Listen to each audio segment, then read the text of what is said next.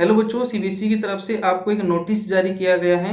जो बच्चे इस बार अपना बोर्ड एग्जाम देंगे यानी कि सेशन 2021 और 22 वाले बच्चों के लिए यह नोटिस इम्पोर्टेंट है। यह नोटिस 22 पेजेस का है।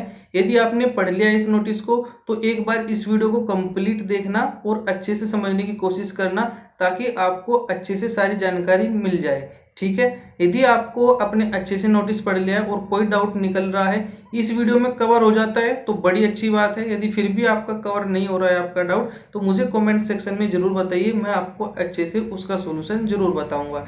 ठीक है बच्चों, मैंने आपको ये बताया कि 22 पेजेस का आपका नोटिस है, अच्छी तरीके से मैंने पढ़ लिया है। केवल 3 ही बातें आपके लिए इंपॉर्टेंट है, स्टूडेंट्स के लिए, बच्चों के लिए केवल 3 ही बातें इंपॉर्टेंट है। जो पहली बात है, ध्यान से सुनिए, अच्छे से बताऊंगा। जो पहली आपके लिए इम्पोर्टेंट बात है वो ये है बच्चों, आपको स्कूल वालों की तरफ से एक फॉर्म मिलेगा। इस फॉर्म में आपको अपनी डिटेल्स भरनी है, अपना नाम, पिताजी का नाम, माताजी का नाम, अपनी डेट ऑफ बर्थ, ठीक है, अपना address, phone number, Gmail ID accurate भरना। कई बार इन सभी की स्पेलिंग चेक कर लेना, क्योंकि ये सारी डिटेल्स आपकी 10th की मार्कशीट पर आएगी।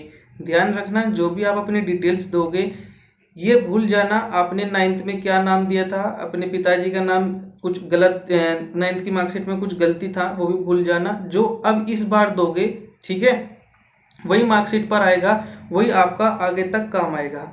यदि आपका फिर से कोई गलती हो जाता है तो बच्चों ये ठीक तो हो जाएगी, लेकिन काफ़ी सारी दिक्कतें आपको देखने को मिलेगी। ठीक है, तो सबसे बढ़िया बात है अभी आप 4-5 बार अच्छे से चेक करके तभी देना स्कूल वालों को, जब आपने अच्छी तरीके से सारी स्पेलिंग चेक कर ली हो।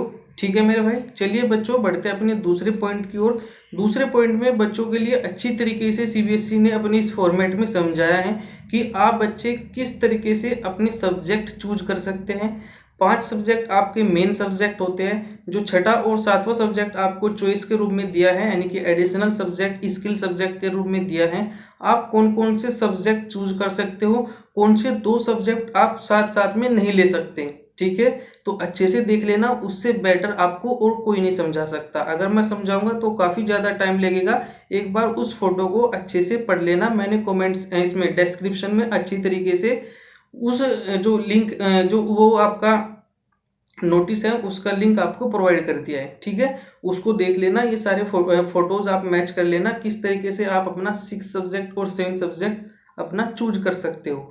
जो आपकी तीसरी बात इंपॉर्टेंट है, काफ़ी सारे बच्चे जब बोर्ड एग्जाम आपका हो जाता है और उनको ये लगता है कि सर मैं अपनी मेन सब्जेक्ट में फेल हो सकता हूँ, तो मेरा क्या मुझे कंपार्टमेंट देना पड़ेगा, या मेरे 6th और 7th सब्जेक्ट अच्छी तरीके से, अगर हमने पेपर दिया है 6th और 7th सब्जेक्ट का, जो आपके स्किल सब्जेक्ट होते हैं, एडिशनल सब्जेक्ट होते हैं, या वहीं से ही आपका जो आपने मेन सब्जेक्ट में तो आप फेल हो गए, जो आपका 6th और 7th सब्जेक्ट है उसमें आप पास हो गए, तो क्या वहाँ पर उसका बैलेंस हो जाएगा कुछ, क्या मेरे 6th और 7th सब्जेक्ट के मार्क्स वहाँ पर काउंट हो जाएंगे और मैं पास हो जाऊंगा क्या।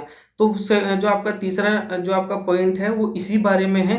यदि आप बोलोगे तो मैं आपको अच्छे से समझाऊंगा, वरना इस नोटिस में एक एक पॉइंट अच्छी तरीके से दे रखा है और आप सभी बच्चे अच्छी तरीके से समझ सकते हो। तो मैंने आपको केवल पहले पॉइंट के बारे में अच्छे से बताया।